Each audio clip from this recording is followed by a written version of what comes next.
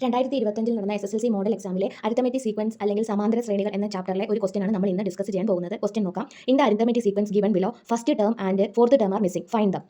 ഇതിന്റെ ആൻസർ നമുക്ക് കണ്ടെത്തണമെങ്കിൽ എന്താണ് അരിത്തമെറ്റിക് സീക്വൻസ് എന്ന് നമുക്ക് അറിഞ്ഞിരിക്കണം. ഇവിടെ ക്വസ്റ്റ്യനിൽ നമുക്ക് സെക്കൻഡ് ടേം 10 തന്നിട്ടുണ്ട്, അതുപോലെ തേർഡ് ടേം 16 തന്നിട്ടുണ്ട്. നമുക്ക് എന്തൊക്കെ കണ്ടുപിടിക്കണം? ഫസ്റ്റ് ടേം കണ്ടുപിടിക്കണം, ഫോർത്ത് ടേം കണ്ടുപിടിക്കണം. ആദ്യം നമുക്ക് അരിത്തമെറ്റിക് സീക്വൻസ് എന്താണെന്ന് മനസ്സിലാക്കാം. ഒരു എക്സാമ്പിൾ നമുക്ക് നോക്കിയാലോ.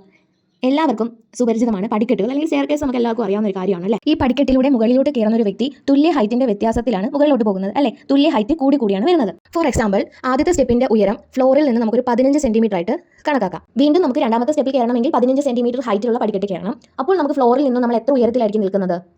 ആദ്യം ഒരു 15 കയറി, പിന്നെ ഒരു 15, അപ്പോൾ നമ്മളിപ്പോൾ 30 സെന്റിമീറ്റർ ഉയരത്തിലാണ് നിൽക്കുന്നത്. മൂന്നാമത്തെ സ്റ്റെപ്പിൽ കയറണമെങ്കിലോ പിന്നീട് ഒരു 15 സെന്റിമീറ്റർ ഹൈറ്റുള്ള സ്റ്റെപ്പ് കയറുക അല്ലേ. അപ്പോൾ നമ്മൾ ഫ്ലോറിൽ നിന്നും എത്ര സെന്റിമീറ്റർ ഉയരത്തിലാണ് നിൽക്കുന്നത്? 45 സെന്റിമീറ്റർ അല്ലേ. എങ്കിൽ നിങ്ങൾക്ക് പറയാമോ, നാലാമത്തെ സ്റ്റെപ്പിൽ നിൽക്കുന്ന ഒരു വ്യക്തി ഫ്ലോറിൽ നിന്നും എത്ര ഹൈറ്റിലായിരിക്കും നിൽക്കുന്നത്? 60 സെന്റിമീറ്റർ അല്ലേ.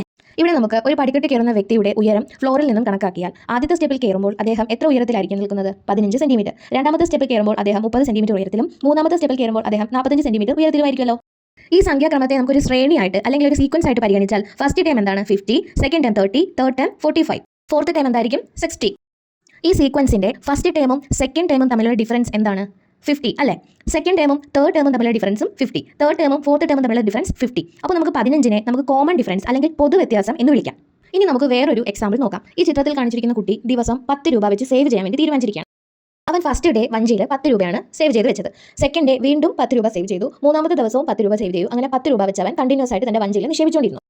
കുട്ടി അവന്റെ വഞ്ചിയിൽ സേവ് ചെയ്ത് വെച്ച പണത്തെ നമുക്കൊരു പാറ്റേൺ ആയിട്ട് അല്ലെങ്കിൽ ഒരു സീക്വൻസ് ആയിട്ട് എഴുതിയാൽ ആദ്യത്തെ ദിവസം അവൻ 10 രൂപ സേവ് ചെയ്തു, സെക്കൻഡ് ഡേ അവൻ 20 രൂപ സേവ് ചെയ്തു, മൂന്നാമത്തെ ദിവസം അവൻ 30 രൂപ സേവ് ചെയ്തു. അങ്ങനെ 10 രൂപ വെച്ച് അവൻ കണ്ടിന്യൂസ് ആയിട്ട് സേവ് ചെയ്തപ്പോൾ നമുക്കൊരു പാറ്റേൺ കിട്ടി. 10, 20, 30, 40 അങ്ങനെ 10 രൂപ വെച്ചിട്ട് കൂടി വരുന്ന ഒരു പാറ്റേൺ ആണ് നമുക്ക് കിട്ടിയത്. ഇവിടെ ഫസ്റ്റ് ടൈമും സെക്കൻഡ് ടൈമുള്ള വ്യത്യാസവും സെക്കൻഡ് ടൈമും തേർഡ് ടൈമും തമ്മിലുള്ള വ്യത്യാസവും ഫോർത്ത് ടൈമുള്ള വ്യത്യാസവും എന്താണ്? 10 ആണ്. അപ്പോൾ നമുക്ക് ഇവിടെ കോമൺ ഡിഫറൻസ് 10 എന്ന് പറയാം.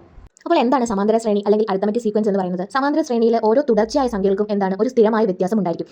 ഇനി നമുക്ക് നമ്മുടെ ക്വസ്റ്റനിലേക്ക് തിരിച്ചു പോകാം. നമുക്ക് എന്താണ് കണ്ടുപിടിക്കേണ്ടത്? ഒരു അരിത്തമെറ്റിക് സീക്വൻസ് തന്നിട്ടുണ്ട്. അതിന്റെ ഫസ്റ്റ് ടൈമും ഫോർത്ത് ടൈമും നമുക്ക് കണ്ടുപിടിക്കണം. രണ്ടാമത്തെയും മൂന്നാമത്തെ ടൈമും നമുക്കറിയാം. നമ്മൾ ഓൾറെഡി തന്നെ എന്താണ് അരിത്തമെറ്റിക് സീക്വൻസ് ഇപ്പോൾ പഠിച്ചു കഴിഞ്ഞു. അതിന്റെ കോമൺ ഡിഫറൻസ് അല്ലെങ്കിൽ പൊതു വ്യത്യാസം എന്താണെന്ന് നമുക്കറിയാം. ആദ്യം നമുക്ക് ഈ പാറ്റേണിന്റെ പൊതു വ്യത്യാസം എന്താണെന്ന് കണ്ടുപിടിക്കാം.